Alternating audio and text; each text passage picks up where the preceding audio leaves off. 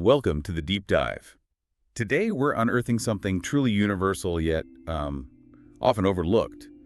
The deep, enduring connection between the living and the dead. Right? It's a topic that weaves through every culture, every human experience, often in, surprising ways. It really is, and it's a subject so frequently oversimplified in modern thought, isn't it? Definitely. But as we'll sort of peel back the layers today, you'll see how countless traditions, from ancient rites to contemporary spiritual views, don't view the departed as simply gone. Instead, they're active participants in our lives, capable of offering guidance, influence, even shaping our destiny. And our source material for this dive is as rich and varied as the topic itself. We've pulled from a comprehensive article on ancestor veneration and traditional African belief systems, Fascinating stuff there. explored a detailed look at contemporary spiritual views across Asia, and unearthed a revealing account of Viking Age perspectives on death and the afterlife. Ah, the Vikings. Always interesting. Always. But perhaps most uniquely, we're drawing from the profound, often challenging insights of Rudolf Steiner. Yeah, Steiner.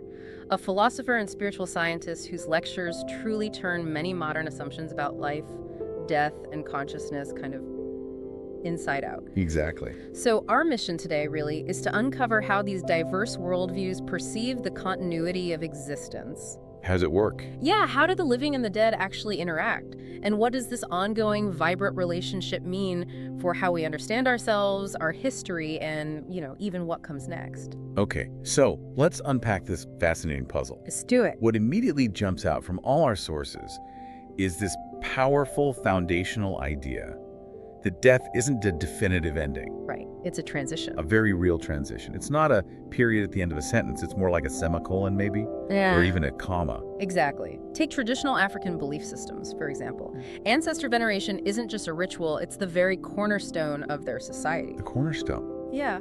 The deceased transition into a spiritual realm, yes, but they absolutely remain part of the family and community. So they're still present. Very much so. And the profound insight here isn't just that they believe in ancestors, but how this belief isn't merely religious. It's the bedrock of their legal systems, their social cohesion, Their ethics. their ethical frameworks, yeah, and even their economic decisions. Ancestors are seen as intermediaries between humanity and the divine, guardians of moral order. Wow. And there's a dynamic reciprocal relationship. The living offer respect, offerings, and in return, ancestors bestow blessings and guidance. It's a truly holistic worldview where the spiritual and physical are just intimately woven together. That deep foundational connection in Africa has fascinating parallels. Does Asia, with its incredible diversity, echo that sentiment? Oh, absolutely. Across many Asian cultures, from the ancestral reverence in Confucianism to various interpretations in Buddhism and Hinduism, this continuous relationship is powerfully emphasized. So similar themes. Very similar. The departed are actively venerated, consulted, and genuinely believed to influence the fortunes and well-being of their descendants. Really directly influence them. Yes, it's a deep-seated reverence that shapes not just religious practices, but permeates social structures, individual conduct. It really underscores that reciprocal bond between the living and the dead. And even with the fierce Vikings, who we might, often associate purely with battle and glory. Right, the axes and the raids. Exactly. But even there was a constant, almost tangible interplay between the realms of the living and the dead. Death was seen as a passage. Not some absolute final curtain. Right. So if the dead truly are still with us and influencing things, how does that actually manifest, in everyday life, according to these traditions? What does it look like? Well, in many African societies, the influence of ancestors truly permeates everything. Everything. Pretty much. It shapes ethical frameworks, guides social interactions, underpins legal systems, and even influences economic activities. This constant, palpable awareness of ancestral presence instills a powerful sense of accountability, moral responsibility. So it keeps people in line, in a way. In a way, yes. It's what encourages adherence to communal norms and ensures, or tries to ensure, a collective well-being. And in Asia, you said that guidance and protection seem incredibly direct. Are we talking about daily influence here? Indeed. Ancestors are widely believed to offer very direct protection and blessings. You'll find families making regular offerings at home altars, Right. explicitly seeking good fortune, health, success for their living relatives. Makes sense. And dreams, too, are often interpreted as crucial messages from the deceased, providing warnings maybe, or insights that might guide important decisions. So the family unit extends beyond the living. It deeply reinforces that idea, yes, that the family unit extends far beyond the living realm. And for the Vikings, you mentioned the dead were far from passive figures just lounging in the afterlife. Oh, not at all. They were incredibly active participants, capable of both immense benevolence and malevolence, absolutely. Ancestor veneration was significant. Revered ancestors were believed to influence their descendants, offering protection and prosperity in return for respect. Okay, the good side. But then you had the Draugr, those restless, malevolent spirits of the deceased who would haunt their burial mounds or homes, causing very real harm. This belief deeply reinforced the importance of proper burial rites and respectful treatment of the dead, to ensure they stayed put. Keep them happy or at least quiet. Exactly. It even influenced laws like outlawry, which socially rendered someone undead, cut off from the living and the ancestral protection. Wow. Okay, now let's take a truly radical turn and look at Rudolf Steiner. Right, Steiner. He offers a perspective on this connection that is so intimate, it might feel counterintuitive maybe to how many of us think about the world. It really is. What's truly revolutionary about Steiner is his assertion that the boundary between the physical and spiritual worlds isn't out there, somewhere distant. He says it lies within the human being. Specifically, he points to what he calls the subtle interruptions, or the gaps in our nervous system. Gaps in the nervous system. Yeah. He suggests that our ordinary waking consciousness only fully engages with our sense perceptions and our thoughts. Okay. But that our feeling life is more like a dream state, and our will life, our impulses to act, is like a deep sleep. And these aren't just passive states for him. So if the boundary is within us, then where exactly does Steiner suggest the departed reside or interact with us?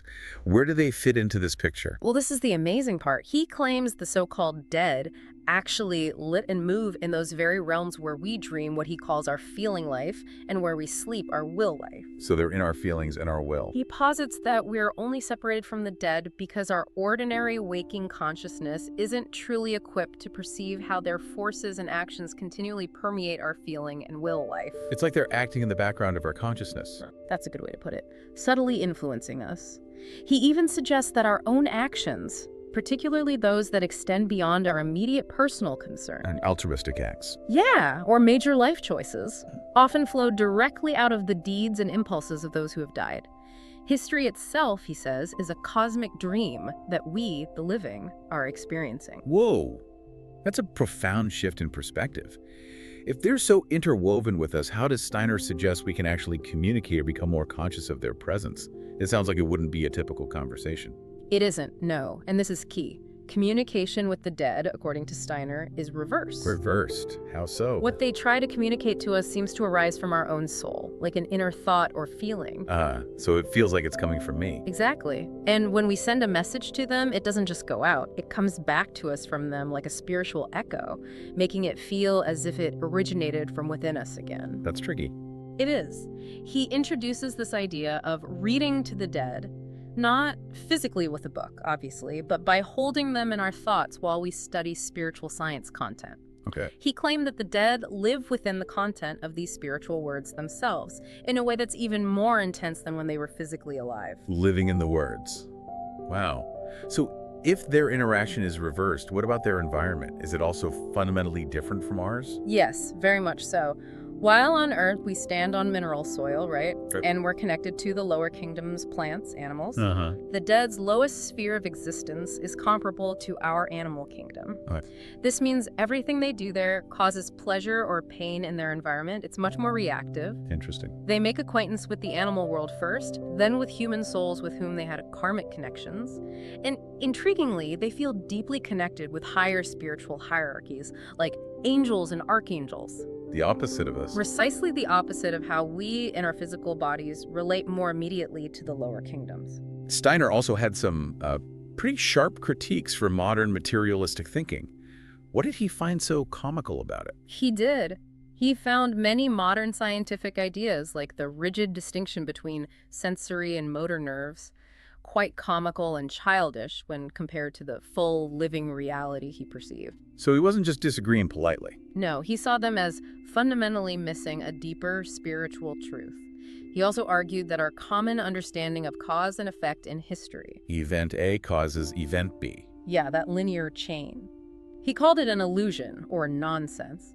He used the analogy of a farmer needing to sow new seeds for wheat to grow, rather than just waiting for last year's wheat to automatically produce more. You need a new impulse. I need a new impulse to create something new. It doesn't just automatically roll on from the past. So historical events aren't just a simple chain of causes and effects then? Not in the way we usually think, according to him. He says that new epochs don't just spring from the past. They receive new time spirits, or spiritual impulses that drive them. Time spirits. Yeah, driving forces for an era. Past events, he claims, are often just mirrored reflections, not direct causes of the present. He goes as far as to say that much of what is recounted as history today is like a cadaver event. A cadaver event. Ouch. Yeah, a dead, inert account compared to the living reality of spiritual impulses that truly shape humanity. It's a challenging idea. That history isn't just about what happened, but what living spiritual forces are happening. And he even connects this to our own freedom and some pretty major historical events. Yes, absolutely. Steiner describes human nature as fourfold: physical body, then the etheric body, our life force, Okay. the astral body, emotions, desires, and finally our spiritual core, which he called the I, our unique conscious self. Right. And he asserts that these parts develop at different ages within us. So for instance, when your physical body is 28, your spiritual I might only be, say, 7 years old in its development. Oh. And he says only this I is truly free. Our freedom comes when our actions are guided by pure, selfless thoughts, independent of desires or external influences. Okay, so freedom comes from the I. How does that link to history? Well, here's the connection. He suggests that major historical catastrophes like World War I can be seen as sins of omission. Sins of omission. A consequence of humanity rejecting new spiritual revelations and clinging to old, dead ideas, things we failed to do or understand. Wow. This implies that the dead, who gain deeper knowledge after passing, often know more about what needs to happen socially than the living. Because they have a wider perspective. Exactly. And the living must learn to become their conscious instruments for future progress, to listen to those impulses. That's a lot to take in. So with such profound beliefs in this ongoing connection, what unique rituals and practices do these cultures perform to, honor or interact with the departed? Well, in African traditions, you'll find a truly diverse array of practices and rituals for ancestor veneration. Lots of variety. Huge variety. And these aren't just symbolic. They're considered vital for communication, for maintaining communal harmony, and for reinforcing social cohesion and transmitting cultural values across generations. Which what kind of things? Oh, from libations and offerings to specific dances, chants. Each practice deepens the bond in a particular way. And in Asia, you mentioned the rituals are quite specific, often physically bridging the living and spirit worlds. That's right. In China, you'll see elaborate funeral rituals, things like burning paper money and intricate replicas of goods, cars, houses, phones. Stuff for them to use. Exactly, for the deceased to use in the afterlife. Families maintain ancestral altars at home, making daily offerings. And major festivals like Qingming or Tomb Sweeping Day and the Ghost Festival are entirely dedicated to honoring ancestors. Cleaning graves, feasts. Yeah, grave cleaning, elaborate feasts.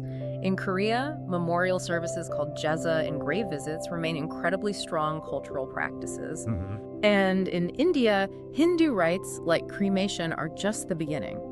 They're followed by periodic Shraddha ceremonies where food and prayers are offered, emphasizing reincarnation, but also that ongoing spiritual connection. And the Vikings famously had their dramatic ship burials. What was the thinking behind those? They seem so epic. They were epic and definitely reserved for high-status individuals. They would be laid to rest inside a ship, accompanied by a wealth of grave goods, weapons, jewelry, tools. Everything they need. Everything. Sometimes even sacrificed animals or human attendants. The ship itself was seen as a vessel for the journey to the afterlife, a final grand voyage. So the ship actually travels. That was the idea. The ship might be buried in a mound or in some cases set ablaze and sent out to sea, but cremation and inhumation were also common. Right, not just ship burials. No, but always with grave goods, because these items were seen as absolutely necessary for the deceased's continued existence and status in the next realm. Their afterlife destinations were surprisingly varied too. You said it wasn't just the famous Valhalla, right? That's a huge misconception. Valhalla was indeed for a select few chosen by Odin, but only half of those who died bravely in battle went there. Only half. Where did the others go? The other half went to Folkvanger, which was Freya's beautiful realm. Okay. But the vast majority of people, however, went to Helheim, a cold, gloomy underworld presided over by the goddess Hel. Sounds grim. Was it punishment?